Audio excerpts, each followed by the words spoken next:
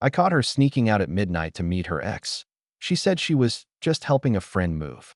When I say I caught her, I mean I literally watched her tiptoe past the living room in the dark, shoes in her hand, purse slung over her shoulder, thinking I was asleep.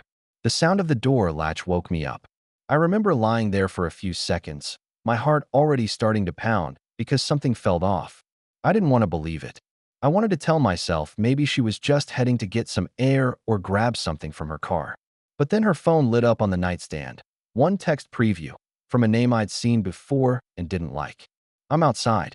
I got out of bed quietly, bare feet on the cold tile, trying not to make a sound. When I peeked out the window, sure enough, there was a car idling at the curb. A silver Honda I recognized immediately. Her ex's car. My stomach dropped so hard it actually made me dizzy. She opened the front door, looked around, then hurried down the driveway. I watched her get in the passenger seat and lean over like she was hugging him. Then the car pulled away. We'd been together 3 years. Lived together for almost one. I thought we were solid. Like, we'd had our fights and dry spells like anyone else. But she was my person. I'd met her through mutual friends at a barbecue. She was witty, grounded, and had this way of making everyone around her relax. She'd been with her ex, Ryan, for 4 years before me. They'd broken up 6 months before we met, and though she said it was toxic, she swore it was over. At first, I believed her. When we first started dating, she was open about how messy that relationship had been. Jealousy, manipulation, constant breakups and makeups. She said she'd blocked him. Said she'd grown. I wanted to be the safe, steady guy after the storm. And for a while, it felt like I was. But about 6 months ago, little things started changing. Late-night texts from friends she'd never mentioned. New inside jokes that didn't include me. Her phone, which used to sit face up, started living face down. She'd get defensive about the dumbest things. Like if I asked who she was texting, she'd say, "Why don't you trust me?" instead of just answering. I wanted to believe I was being paranoid. Everyone gets a little distant sometimes, right? Work stress, family stuff. She'd been tired, said she needed space. I gave it to her. But that night, watching her leave in the middle of the night, getting into his car, that wasn't paranoia. That was betrayal, caught in motion. I didn't follow her right away. I just sat there for a few minutes, my brain running 1,000 miles an hour. My first instinct was to storm after her, but something stopped me. Maybe it was disbelief, maybe it was pride. I wanted evidence, something undeniable. So I grabbed my keys, waited 5 minutes, and drove. I followed the taillights down the quiet neighborhood streets until they turned onto the main road. The Honda took a left toward the industrial part of town, near the old furniture store. My hands were shaking the entire time. I kept my headlights off until I was far enough back not to be noticed. When they finally pulled over, it was in a parking lot behind some closed warehouse. I parked a few blocks down and walked up on foot, staying in the shadows. I felt like a lunatic, sneaking around at 1 a.m., but I had to know. When I got close enough to see clearly, I wished I hadn't.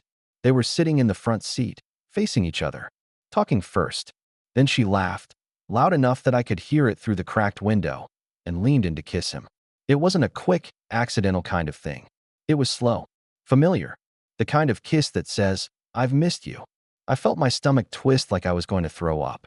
I don't remember walking back to my car. I just remember sitting there for what felt like hours, staring at my steering wheel, my chest numb. When she got home around 3 a.m., I was still awake. Sitting on the couch, lights on. Her eyes went wide when she saw me. "Jake?" she said softly, like she wasn't sure if I was real. "You scared me. What are you doing up?" I didn't answer, just looked at her. Her hair was messy, and her sweatshirt was inside out. "Where were you?" I finally asked. She froze. "I told you, helping Sarah move." "She." "Don't," I said, cutting her off. "I saw you." Her face changed instantly. "What do you mean?" "I saw you get in his car," I said quietly. "Ryan's. I saw you drive off. I saw you kiss him." Her mouth opened, but nothing came out. Then she tried to cry. "Jake, it's not what you think. I swear it was a mistake.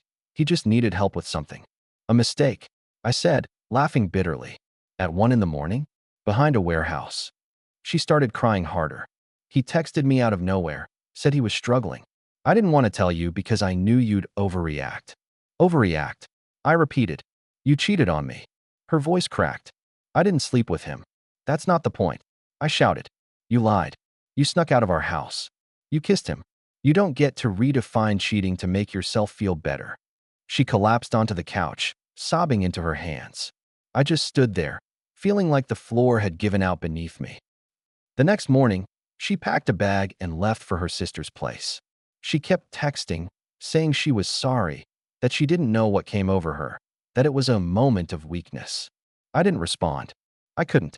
Every time my phone buzzed, it felt like reopening a wound. After a few days, I finally agreed to meet her for coffee.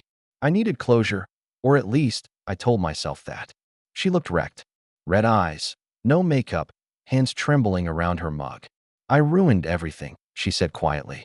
Yeah, I said. You did. She nodded. I don't even know why I texted him back. It started with something small, a meme, then catching up, then him saying he missed me. I don't even like him anymore, Jake. He's a mess. But when he said he missed me, I felt. What? I interrupted. Validated. She looked down. Maybe. You've been distant too. You know. Work, bills, barely touching me anymore. I felt invisible. That hit me like a punch. Because yeah, maybe I'd been tired. Maybe I hadn't been perfect.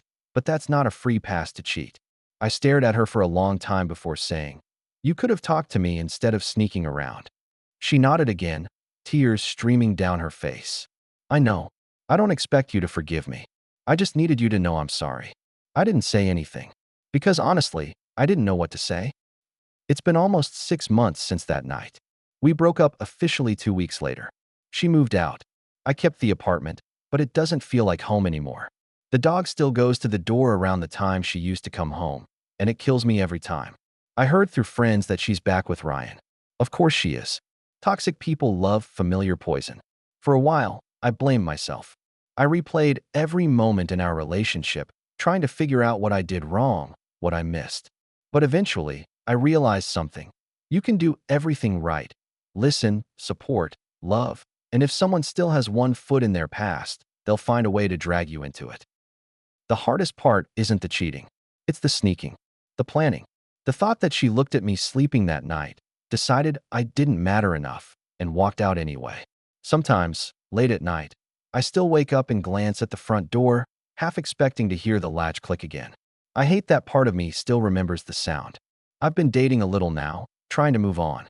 It's awkward, slow, and full of overthinking. But at least I'm honest about where I'm at. Because if there's one thing I learned from all this, it's that betrayal doesn't happen all at once. It happens quietly, one harmless text, one little lie, one midnight drive at a time. And by the time you catch them sneaking out, they've already been gone for a while.